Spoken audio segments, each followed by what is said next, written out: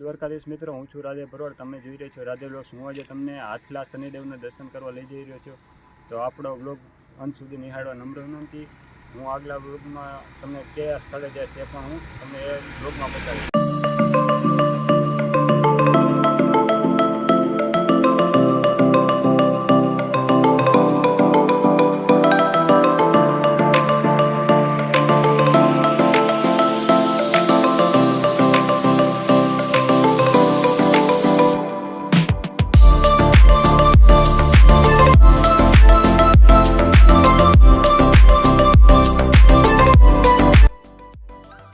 તો મિત્રો, આપણે પહોંચી ગયા છીએ જામનગર. જામનગરથી માત્ર હાથલા 110 કિલોમીટર છે. તો વિડીયો અંત સુધી જોવા નમ્ર વિનંતી. આપણી ચેનલમાં પહેલી વાર આવ્યો તો લાઇક, શેર, સબસ્ક્રાઈબ અને સપોર્ટ કરવાનું ભૂલશો નહીં. વિડીયોનો અંત સુધી જોવા નમ્ર વિનંતી.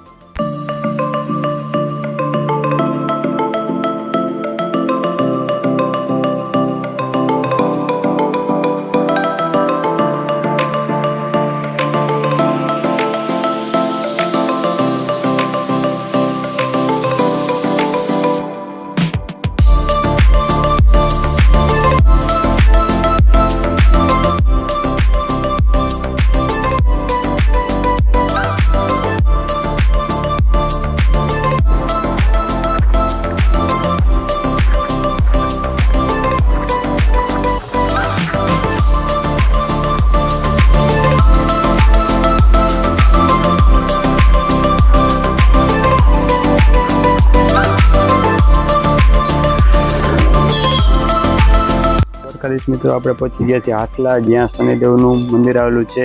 ત્યાંના દર્શન કરાવી અને તેના ઇતિહાસ વિશે હું તમને વિડીયોમાં માહિતી બતાવીશ.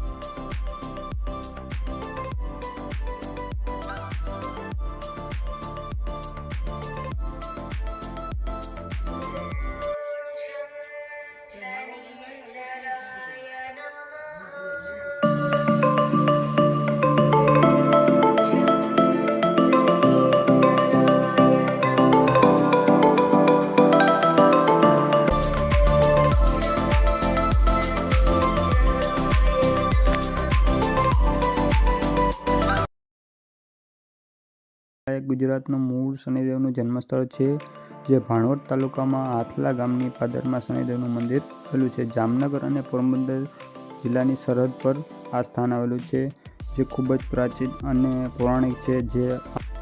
જે 8મી સદીમાં બાંધવામાં આવ્યું છે. તે ખૂબ જ પ્રાચીન અને પૌરાણિક છે. ગુજરાત પુરાતત્વ વિભાગ દ્વારા તેને રક્ષિત સ્મારક યાદીમાં તેનો સમાવેશ કરવામાં આવ્યો છે, જે ખૂબ જ પ્રાચીન અને પૌરાણિક મંદિર છે.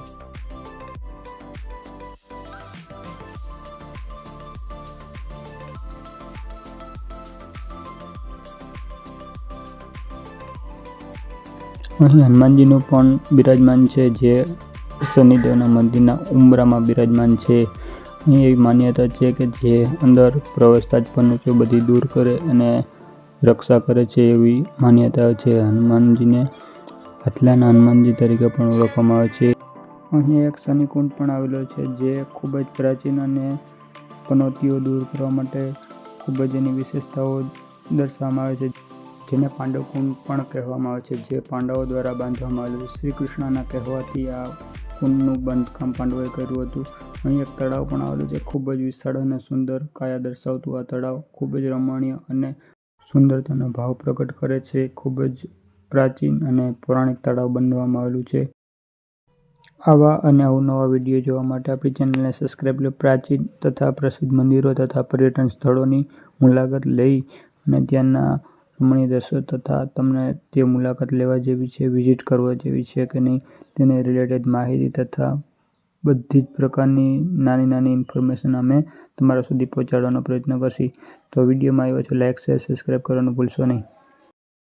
આ દેખાઈ રહેલ તમામ સમાધિઓ 10 નામ પર્યાવરણના પૂજારીઓની છે, જે અહીં શનિદેવની પૂજા કરી અને અહીં જેનું જીવન વિતાવ્યું તે 10 નામ પર્યાવરણની સમાધિઓનો એક અલગથી ઉલ્લેખ કરવામાં આવ્યો છે. આપને આ વિડીયો અંત સુધી નિહાળ્યો તે બદલ ખૂબ ખૂબ આપનો આભાર. જય શનિદેવ, જય દ્વારકાધીશ. આપણે મળીએ આગલા વિડીયોમાં એક નવા સ્થળે.